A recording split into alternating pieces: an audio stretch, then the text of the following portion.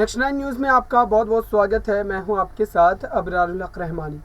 गुजरात चुनाव को लेकर के इस वक्त तमाम सियासी सरगर्मियां तेज़ हो गई है, क्योंकि गुजरात चुनाव काफ़ी ज़्यादा मायने रखता है यहाँ पर बीजेपी के लिए भी और अरविंद केजरीवाल के लिए भी। दरअसल अरविंद केजरीवाल गुजरात की सियासत में जाने के बाद ये साबित करना चाह रहे हैं कि दरअसल केंद्र में अगर विपक्ष की भूमिका सबसे बेहतर ढंग से कोई निभा सकता है तो वो अरविंद केजरीवाल ही हैं। लेकिन इस बीच जिस तरीके से इस पूरे मामले में अब बीजेपी ने अपनी दखलंदाजी दी है और बीजेपी का जो पूरा शीर्ष नेतृत्व है वो पूरी तरीके से अरविंद केजरीवाल और उनके नेताओं पर जो है हमलावर हो गया और लगातार कई तरीके के गंभीर आरोप लगाए जा रहे हैं। और यहाँ पर आप देखिए कि कांग्रेस पार्टी, अरविंद केजरीवाल की पार्टी और फिर भारतीय जनता पार्टी, ये तीनों पार्टी के गुजरात चुनाव में मजबूती से उतरने का सीधा मतलब है कि इस बार मुकाबला जो है वो त्रिकोणीय हो जाएगा। और ऐसे में कांग्रेस और आम आदमी पार्टी के गठबंधन के भी आसार यहाँ पर नजर आ रहे हैं चुनाव के नतीजों के बाद। इन्हीं खास मुद्दों पर बात की जाएगी। मेरे साथ बात करने के लिए मौजूद है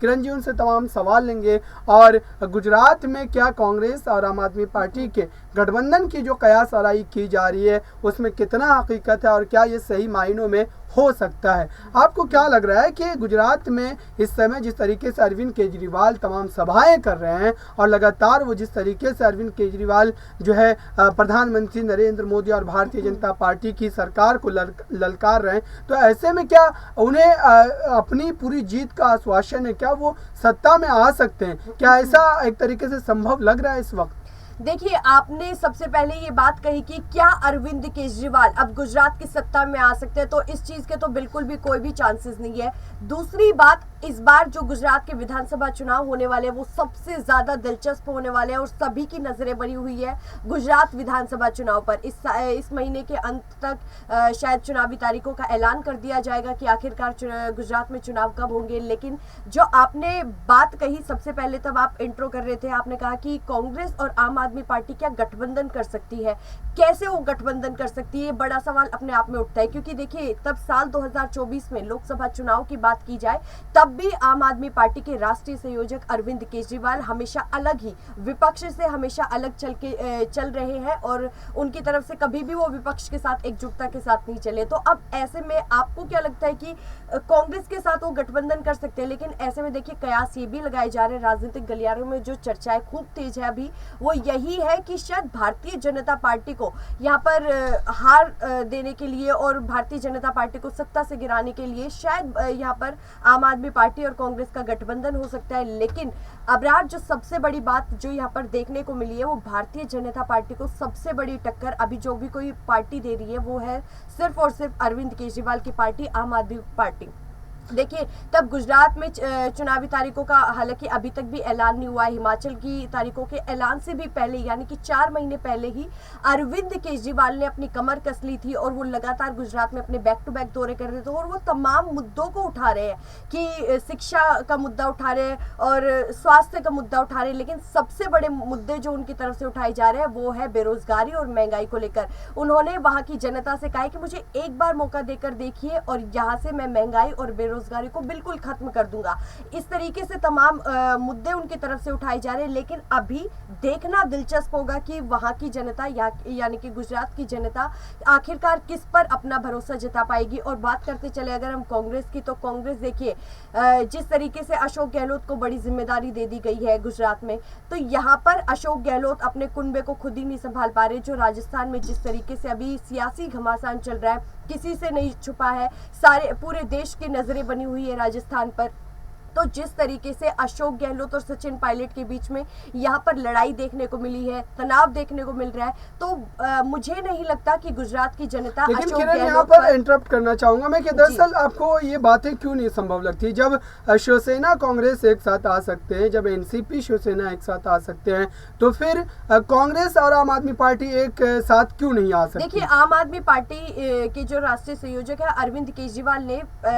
अभी नहीं, कुछ महीनों पहले ही उन्होंने ये बड़ा बयान दिया था कि वो किसी के साथ गठबंधन नहीं करेंगे। उनका देखिए बीटीपी के साथ गठबंधन था, लेकिन बीटीपी ने अपना वहां गुजरात में अपना गठबंधन तोड़ दिया और उन्होंने क्या आरोप लगाया आम आदमी पार्टी पर कि जो आम आदमी पार्टी वो भारतीय जनता पार्टी की बी पार्टी है। तो इस तरीके से तमाम आरोप लगे थे, लेकिन कांग्रेस के साथ वो गठबंधन नहीं कर सकती क्योंकि इस तरीके से कई बयान भी अरविंद केजरीवाल की तरफ से दिए गए हैं और उन्होंने गठबंधन को लेकर अपना जो क्लियर ओपिनियन था वो भी अपना जनता के सामने रखा है। लेकिन हम जैसे कि बात कर रहे थे, आपने इंटरप्ट किया, इससे पहले हमने बताया कि कांग्रेस जिस तरीके से देखिए उनका जो वर्चस्व है, हालांकि पिछले विधानसभा चुनाव में जो गुजरात विधानसभा चुनाव हुए थे तब भारतीय जनता पार्टी को बड़ी टक्कर दी थी कांग्रेस ने, और अब जो चुनाव होने वाले हैं इसमें जो बड़ी टक्कर देने वाली है वो आम आदमी पार्टी है, क्योंकि सर्वे जिस तरीके से सर्वे की जो रिपोर्ट्स आ रही है उसमें यही है कि भारतीय जनता पार्टी को जो बड़ी टक्कर देगी वो आम आदमी पार्टी देगी।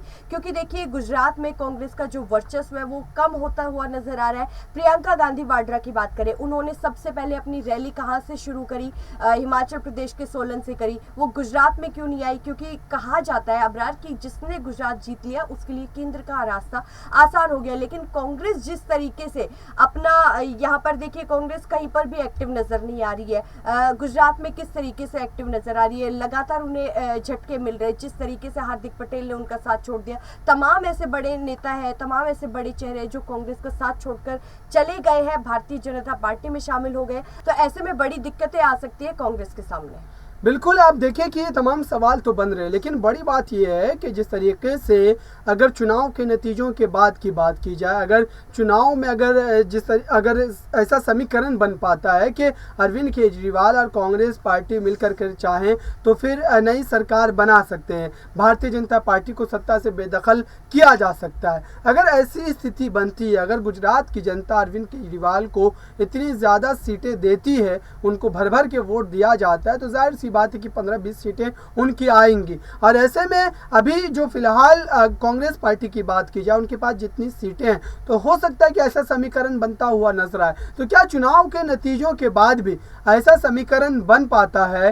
कि अरविंद केजरीवाल और कांग्रेस मिलकर के सरकार बना पाएंगे? तो क्या फिर भी अरविंद केजरीवाल कांग्रेस से गठबंधन नहीं करेंगे, या भारतीय जनता पार्टी को एक तरीके से खुला स्पेस दे देंगे कि वो अपनी सरकार बना ले? अगर ऐसा होता है तो फिर कहीं ना कहीं अरविंद केजरीवाल पर जो बीटीपी के जो आरोप थे वो कहीं ना कहीं सिद्ध होते नजर आएंगे, क्योंकि विपक्ष के नाते उनको एक साथ मिलकर के सरकार बनाना ही पड़ेगा। ये मैं आने वाले समय की बात कर रहा हूँ। अगर जिस तरीके की स्थिति बन रही है उससे यही लग रहा है कि अरविंद केजरीवाल को 15-20 सीटें मिल सकती है। देखिए आपने जिस तरीके से कहा कि गुजरात की जनता ने अगर वोट दिया आम आदमी पार्टी को भर भर के, अगर हम बात करें पंजाब की, तो पंजाब में भी पहली बार में ही आम आदमी पार्टी ने अपना कोई मैजिक नहीं दिखाया था, वो दूसरी बार आई है तब उनका जो मैजिक है वो वहां पर देखने को मिला था। तो गुजरात की बात करें तो गुजरात तो भारतीय जनता पार्टी का गढ़ है, तो आप कैसे मान सकते हो कि गुजरात में भारतीय जनता पार्टी को बड़ी चुनौती आम आदमी पार्टी दे देगी? आप कैसे मान सकते हो कि गुजरात में जितने भी व्यापारी है जिनका पूरा जो योगदान है, समर्थन है वो भारतीय जनता पार्टी को है, आप कैसे मान सकते हो कि कैसे गुजरात की जनता आम आदमी पार्टी पर पहली बार में ही भरोसा कर लेगी? अगर मान भी लीजिए, अगर कर भी लिया तो 15 से 20 सीटें आपने बहुत ज्यादा बता दी है, और अगर गठबंधन भी करेंगे तो भी ये जो गठबंधन आपने बताया कि कयास लगाए जा रहे कि कांग्रेस और आम आदमी पार्टी अपना गठबंधन कर सकती है, तब भी गठबंधन करने के बाद भी भारतीय जनता पार्टी को कड़ी टक्कर नहीं दे पाएंगी, क्योंकि भारतीय जनता पार्टी का गढ़ है